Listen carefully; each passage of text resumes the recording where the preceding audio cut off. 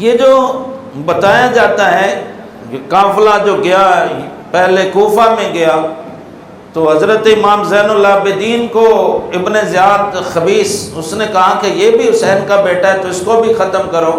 تو سیدہ زینب نے اس وقت ان کو اپنے جلو میں لے لیا، سینے سے چپٹا لیا۔ مختلف روایات کے مطابق ان کی عمر، ایک روایت میں کوئی 18 سال عمر ہے امام زین العابدین کی، علی اصغر انہی کے لقب ہے۔ میں یہ بھی آپ کو واضح کر دوں، میں نے بڑی تحقیق کی ہے اپنی حد تک، علی اصغر امام حسین کے بیٹوں میں سے امام زین العابدین کا لقب ہے۔ علی اصغر کا معنی چھوٹا علی، علی اکبر بڑا علی ہے، علی اصغر یہی ہیں امام زین العابدین۔ 3 بیٹے شہید ہوئے، محمد بن حسین، علی اکبر بن حسین اور عبداللہ بن حسین، یہ وہاں شہید ہوئے ہیں۔ یہ جنہیں علی اصغر کہا جاتا ہے وہ یہ ہیں جو امام زین العابدین ہیں۔ ایک روایت میں ان کی عمر 18 سال ہے، کچھ روایات میں ان کی عمر 22 سال ہے، ایک روایت کے مطابق ان کی عمر 24 سال ہے۔ امام زین العابدین کی جب کربلا کا واقعہ پیش آیا ہے، یہ بیمار ہیں، اللہ تعالیٰ کی حکمت تھی ان کو اتنا بیمار کر دیا کہ یہ جہاد کرنے کے قابل نہ رہے، پھر بھی اجازت طلب کی تو امام پاک نے اجازت نہیں دی بلکہ سینے سے لگایا، اور تمام علوم ظاہری باطنی اور نبوت کا جتنا فیضان امام حسین پاک کے سینے میں تھا وہ سارا کا سارا سینے سے سینہ لگا کر امام زین العابدین کے سینے میں منتقل فرما دیا، اور فرما بیٹا تمہیں جہاد کی اجازت نہیں ہے کیونکہ تم سے نسل رسول پاک چلے گی۔ اس لیے تو ان کی پھوپھی جان ہے حضرت زینب، انہوں نے دربار کوفہ میں ان کو اپنے جلو میں لے لیا۔ اور یہ یاد رکھیں کہ حضرت سیدہ زینب یہ 72 تقریباً 70-72 شہداء ہیں جن کے سر نیزوں کے اوپر ہیں۔ تو دربار یہاں کوفہ میں ابن زیاد کے پاس جب پہنچے تو تاریخ کی کتابیں گواہ ہیں کہ سیدہ نے اپنے آپ پر اتنا قابو پایا کہ ایک آنسو بھی اس کمینے کے سامنے اپنی آنکھوں سے نہیں بہنے دیا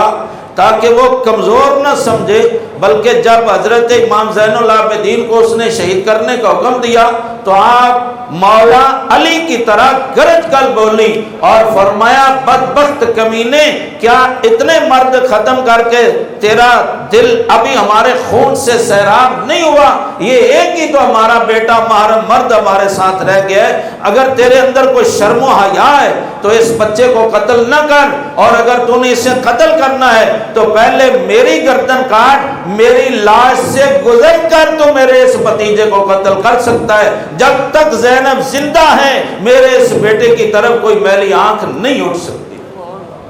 یہ بہادری حضرت زینب رضی اللہ تعالیٰ عنہ کی۔ یہ سیدہ زینب جو نور نظر علی ہیں، جو جگر پارے سیدہ خاتون جنت فاطمہ الزہرا بطول ہیں، یہ اتنی بڑی محدث بھی ہیں، علم حدیث کی امام بھی ہیں۔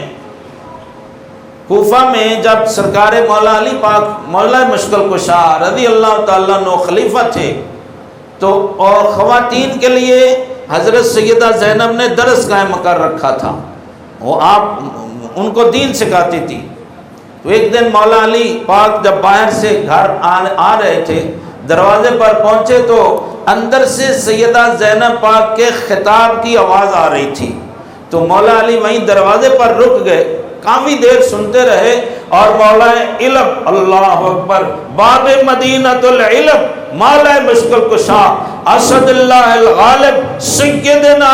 امیر المومنین علی ابن ابی طالب اپنے گھر کے دروازے پر کھڑے جھوم رہے ہیں اپنی نور نظر کا خطاب سن کر۔ اللہ اللہ اللہ۔ جب خواتین چلی گئیں، علی پاک اندر تشریف لائے تو سیدہ کو سینے سے لگایا، پیشانی کو چوما، ان کے ہاتھوں کو چوما، فرمایا بیٹے مجھے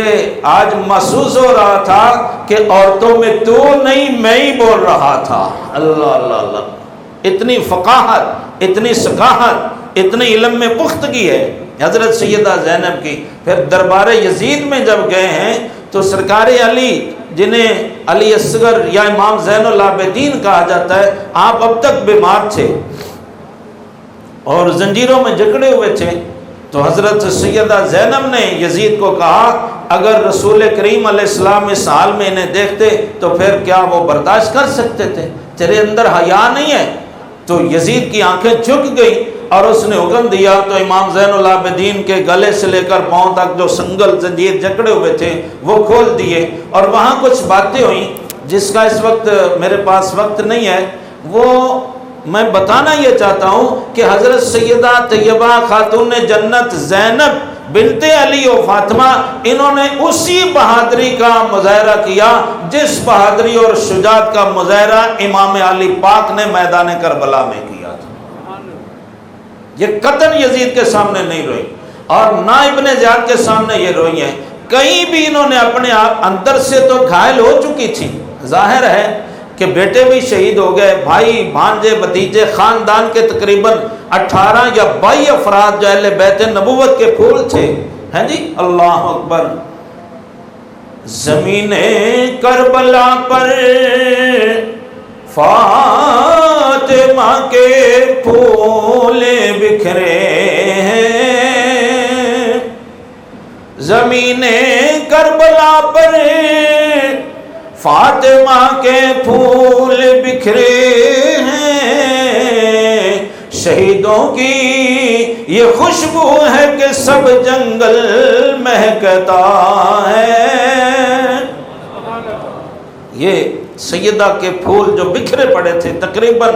18 یا 22 افراد خاندان نبوت کے ہیں، باقی جو خدام ہیں، صحابہ کرام ہیں، صحابہ کرام کی اولادیں ہیں، وہ الگ ہیں۔ تو اتنے کی لاشیں دیکھیں، ان کے سر آپ کے سامنے جسموں سے جدا ہوئے، یہ سب غم سیدہ کے اندر۔ لیکن میں کہتا ہوں علی کی لخت جگر نے نہ دربار کوفہ میں نہ دربار دمشق میں ایک آنسو بھی ظالموں کے سامنے نہیں بہایا، تاکہ کوئی یہ نہ سمجھے کہ علی کی بیٹی کمزور ہو گئی ہے، بلکہ جب گفتگو کی ضرورت پیش آئی تو سیدہ زینب نے وہی انداز اختیار کیا جو مولا علی نے فتح خیبر کے وقت اختیار فرمایا تھا۔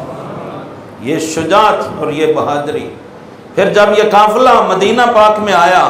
تو سیدہ زینب سے خطرہ محسوس ہوا، وہی جو امام حسین سے خطرہ تھا حکومت یزید کو۔ تو یزید نے دمشق سے خط لکھا مدینہ شریف کے وزیر اعلیٰ کو کہ یہ جو اہل بیت کا خاندان ہے اس کو مختلف شہروں میں بھیج دو، مدینہ میں ان کی تعداد کم کر دو، اور زینب کو تو جتنی جلدی ہو یہاں سے نکال دو کسی مناسب طریقے سے، ورنہ اگر زینب بنت علی مدینہ میں رہتی ہے تو یہ میری حکومت کا تختہ الٹ دے گی، لہذا اس کو یہاں سے نکالو۔ چنانچہ حضرت سیدہ زینب جو امام علی پاک کی بہن ہیں، یہ حضرت زینب جو حضرت مسلم کی ہمشیرہ ہے، مسلم بن عقیل، جو مسلم امام حسین کے نمائندہ بن کر پہلے گئے تھے کوفہ میں، ان کی ہمشیرہ کا نام بھی زینب ہے۔ انہوں نے پھر ان کو مشورہ دیا کہ اے میری پیاری بہن، آپ ضد نہ کریں، آپ کی وجہ سے باقی خاندان پر بھی اور یہ ظالم ظلم کریں گے، تو آپ مناسب سمجھیں تو جہاں آپ مناسب سمجھیں مدینہ شریف سے باہر آپ چلی جائیں۔ چنانچہ حضرت زینب مصر میں تشریف لے گئی۔ مصر کے وزیر اعلیٰ نے سیدہ زینب کے متعلق جب سنا تو اس نے اس طرح سیدہ زینب کا استقبال کیا جیسے اہل مدینہ نے ہجرت کے وقت میرے اور تمہارے آقا کا استقبال کیا تھا۔ اس طرح سے مصر کے وزیر اعلیٰ نے استقبال کیا۔ یہ آپ شعبان میں تقریباً سفر میں محرم میں تو کربلا کا واقعہ پیش آیا اور 1 مہینہ لگا دربار یزید پر پہنچتے ہوئے، پھر کافی وقت لگا، تقریباً 2 مہینے کربلا کے بعد یہاں آنے میں لگا مدینہ شریف میں۔ شعبان تک آپ، رجب تک آپ یہاں رہیں۔ آنے والا جو رجب تھا سن 61 ہجری کا، رجب میں آپ مصر چلی گئی، 1 سال وہاں رہی حضرت زینب۔ وزیر اعلیٰ نے، وہ صحابی تھے رضی اللہ تعالی عنہ، وہ صحابی تھے، انہوں نے اپنے گھر میں ایک الگ مکان میں آپ کو، بہت بڑا ان کا حویلی نما گھر تھا، وہاں عزت کے ساتھ آپ کو رکھا۔ 1 سال کے بعد آپ وہیں وصال ہوا حضرت زینب کا مصر میں، اور وزیر اعلیٰ جو صحابی تھے ان کے گھر میں ہی آپ کا مزار آج بھی موجود ہے۔ یہ مختصر میں نے اس لیے کہ میرے وقت ختم ہو گیا ہے۔ حضرت سکینہ جو امام علی پاک کی بیٹی ہیں، ایک روایت میں ہے کہ وہ بھی آپ کے ساتھ مصر میں گئی تھیں، پھر واپس آئیں۔ اب میں عرض کرتا ہوں کہ یہ جو 2 شہزادیاں ہیں، سیدہ فاطمہ امام حسین کی لخت جگر، سیدہ آمنہ جن کا لقب سکینہ ہے، یہ 2 بیٹیاں امام حسین کی، جب مدینہ سے مکہ مکرمہ میں آ کر 4 مہینے قیام کیا، اس قیام کے دوران حضرت سیدہ فاطمہ جو امام حسین کی بیٹی فاطمہ ہے، ان کا نکاح امام حسن کے بیٹے حضرت حسن مثنیٰ سے مکہ شریف میں کر دیا گیا تھا۔ کربلا کے واقعے سے پہلے سیدہ فاطمہ کا نکاح مکہ شریف کے 4 مہینے کے قیام میں امام حسین پاک نے اپنے بڑے بھائی جان حضرت امام حسن کے بیٹے جنہیں حسن مثنیٰ کہا جاتا ہے ان کے ساتھ ان کا نکاح کر دیا۔ پھر کربلا سے واپسی پر جب امام حسن مثنیٰ وہ فوت ہو گئے تو حضرت عثمان غنی کے پوتے سے پھر دوسرا نکاح ہوا حضرت فاطمہ کا جو امام حسین کی بیٹی ہے۔ ٹھیک ہے، حسن مثنیٰ کی وفات کے بعد حضرت فاطمہ کا دوسرا نکاح حضرت سیدنا عثمان غنی کے پوتے عبداللہ بن عمر سے ہوا، اولادیں ہوئیں۔ یہ جو سیدہ سکینہ ہیں امام حسین کی بیٹی، ان کی عمر کربلا کے وقت تقریباً 13 یا 14 سال تھی۔ 13-14 سال ان کی عمر تھی کربلا کے واقعے کے وقت حضرت سکینہ کی۔ تو جب یہ قافلہ واپس آیا اور سیدہ زینب کا وصال ہو گیا، پھر یہ امام زین العابدین کے ساتھ رہیں، پھر انہوں نے شادی کی۔ پہلے حضرت صدیق اکبر کے نواسے سے ان کا نکاح ہوا حضرت سکینہ کا، وہ فوت ہو گئے، مصعب ان کا نام تھا، وہ شہید ہوئے تھے۔ اس کے بعد پھر حضرت صدیق اکبر کے پوتے سے ان کا نکاح ہوا، وہ فوت ہو گئے، تو پھر حضرت عثمان غنی کے ایک پوتے اور ہیں، ان کے ساتھ حضرت سکینہ کا نکاح ہوا۔ 3 شادیاں ان کی یکے بعد دیگرے ہوئیں۔ پہلا خامد جب فوت ہو گیا تو چونکہ میرے آقا صلی اللہ علیہ وسلم نے اپنے معاشرے کی تربیت یہ کر رکھی تھی کہ کوئی مرد و عورت خالی نہ رہے، اکیلا نہ رہے، یعنی شادی کے بغیر رہنے کی اجازت نہیں تھی۔ آج ہمارا معاشرہ تو بہت خرابیاں پیدا اسی لیے کرتا ہے، لیکن محبوب کریم علیہ السلام کی تعلیمات میں یہ تھا، اس لیے ان دونوں شہزادیوں کے ایک سے زیادہ نکاح ہوئے۔ حضرت سکینہ ان کی پھر اولادیں بھی ہوئیں۔ یہ زبان میں، سنجیدگی میں، فقاہت میں، علم حدیث میں، شجاعت و بہادری میں، تقوی اور پرہیزگاری میں، اللہ کے ساتھ لو لگانے میں، اور اللہ تبارک و تعالیٰ کی مخلوق کے ساتھ ہمدردی کرنے میں ان کا مزاج مولا علی مشکل کشا کے ساتھ ملتا تھا۔ یہ حضرت سکینہ جن کا نام آمنہ میں بات بتا رہا ہوں، آمنہ نام ہے، سکینہ لقب ہے، یہ منوعان سرکار مولا علی مشکل کشا رضی اللہ تعالیٰ عنہ کے مشابہ ہیں، فصاحت میں، بلاغت میں، شعر گوئی میں، خطاب کرنے میں، علم لغت میں، علم انصاب میں، سخاوت کرنے میں، شجاعت اور بہادری میں۔ اتنے غم انہوں نے دیکھے۔ امام حسن پاک کی شہادت کے وقت ان کی عمر 3 سال تھی حضرت سکینہ کی، لیکن کربلا کا سارا منظر انہوں نے اپنی آنکھوں سے دیکھا۔ اس کے بعد اہل بیت کے ساتھ جو جو ظلم حکومت وقت نے کیے وہ سب دیکھے، اس کے باوجود انہوں نے اپنے آپ کو کمزور نہیں ہونے دیا اور ثابت کیا کہ ہماری رگوں میں خون علی جوش آج بھی مار رہا ہے۔